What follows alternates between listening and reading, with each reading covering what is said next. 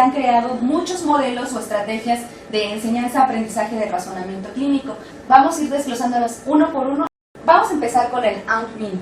Este surgió en la época de los 60, 70, en lo cual tiene sus fundamentos en el reconocimiento de patrones, es decir, le refieren Out-Mini o tía mini como si nosotros viéramos a una persona caminar y siempre que vemos su mismo patrón de caminado, su forma en cómo se desenvuelve o incluso su ropa, vamos a decir, ah, estamos seguros que es esa persona.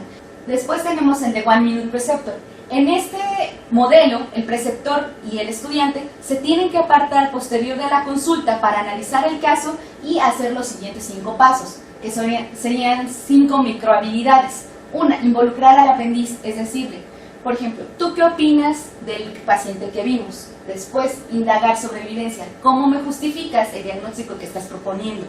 Posterior, enseñar las normas generales. Si el estudiante o el aprendiz se equivocó al momento de dar el diagnóstico, decirle, bueno, tienes que considerar tal o cuales criterios. Posterior, reforzar lo que se hizo bien. Si el estudiante iba más o menos por el diagnóstico certero, se le da un reforzamiento positivo de las habilidades que sí adquirió. Y posterior, corregir los errores. Efectivamente, si tuvo errores, darles la referencia a dónde buscar la información y posteriormente verificar que la haya adquirido. Después tenemos el que se denomina SNAPS. Este es el acrónimo de las siguientes letras.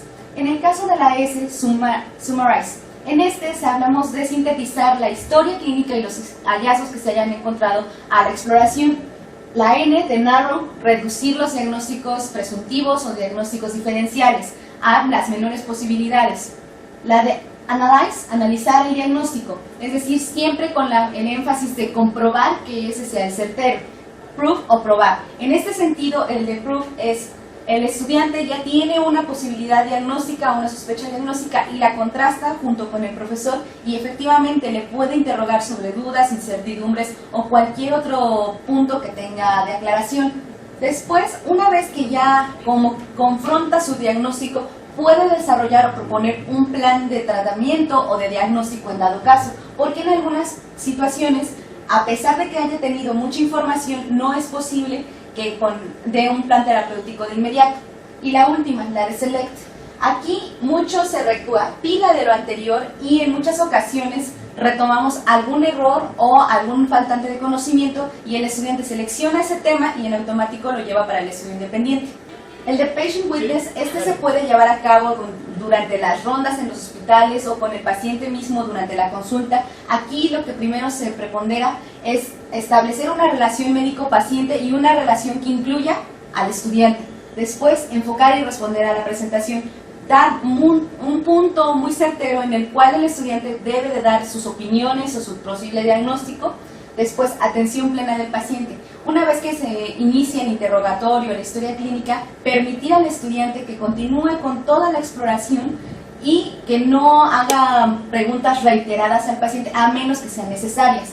Proporcionar información y enseñar. Una vez que ya terminó la consulta o la sección de interrogatorio y la historia clínica, ahora sí, proporcionar la información al estudiante y al paciente al mismo tiempo y además enseñar sobre la práctica. Y la última, que es sintetizar, como recapitular todos los puntos básicos de ese tema.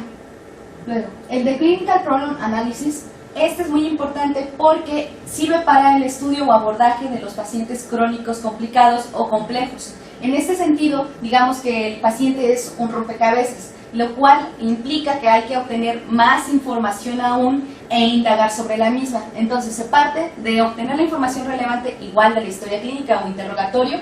Posteriormente, identificar aquellos hallazgos que sean activadores de la información, digamos los datos claves para dar un diagnóstico. Después, construir una lista de problemas que ya va a involucrar los datos claves más las posibles hipótesis diagnósticas y a partir de una hipótesis diagnóstica construir un diagnóstico diferencial de lo más probable que puede tener el paciente. Y por último, un plan de acción que puede incluir herramientas diagnósticas como terapéuticas.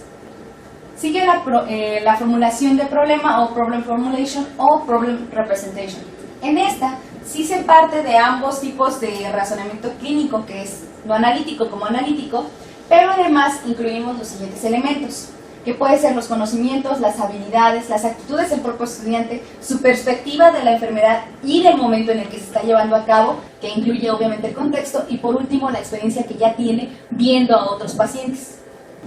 Digamos que se constituye por los siguientes puntos. Empezaríamos con el paciente, del cual nosotros vamos a obtener los datos más importantes. Ya mencioné que era de un caso complejo, pero además una obtención exhaustiva. Prácticamente hacer el interrogatorio y la historia clínica completa. Posterior a eso, sintetizamos toda esa información y podemos establecer los elementos clave, después modificarlo a cualificadores semánticos. Un cualificador semántico sería, si tenemos un paciente que tiene fiebre cada tercer día, en vez de decir fiebre cada tercer día, lo podemos decir fiebre en terciaria. Después, asociamos conceptos de la misma enfermedad o de los signos y síntomas y los vamos juntando para hacer una interpretación adecuada de los datos. Esto nos permite entender a la vez el caso, que nos va a permitir hacer relaciones explícitas que pueden ser causales, jerárquicas, y podemos armar un esquema o guión y posteriormente presentar una solución del problema. Después tenemos otras herramientas que es el Problem List o la lista de problemas. Un problema en el caso de medicina se podría determinar como cualquier característica que llama la atención del médico y que puede resultar en un problema de salud o una condición muy específica de cada uno de los pacientes. Nosotros vamos a identificar aquellos datos más relevantes del paciente para poder identificar como tal los problemas. A partir de eso también se pueden crear los illness script o guiones de la enfermedad.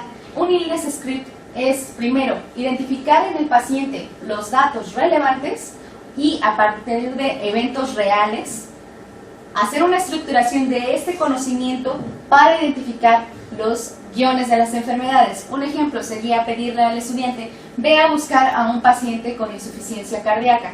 Él no tiene precisamente que conocer la patología. Solamente con ver todos los síntomas y signos que presenta ese paciente se puede dar una idea de que todos los pacientes que presenten insuficiencia cardíaca van a tener un cuadro similar. Está muy asociado al reconocimiento de patrones. ¿Cuáles son sus características principales? Bueno, efectivamente, al ser forma una estructura de alto nivel cognitivo o conceptual, en el cual se puede llegar a una memoria de largo plazo, porque como está partiendo de un caso real, esta se puede adherir más por la asociación de la experiencia. Posterior a esto, representa secuencias generales de un evento, da como reglas o criterios muy específicos.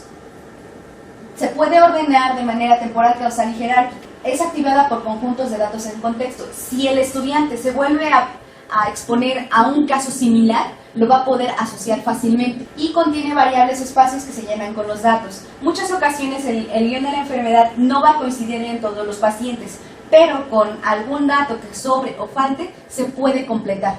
Y también desarrolla por la realización u observación de actividades rutinarias. Esto requiere la práctica deliberada de estar repitiendo la misma secuencia, viendo diferentes pacientes día con día.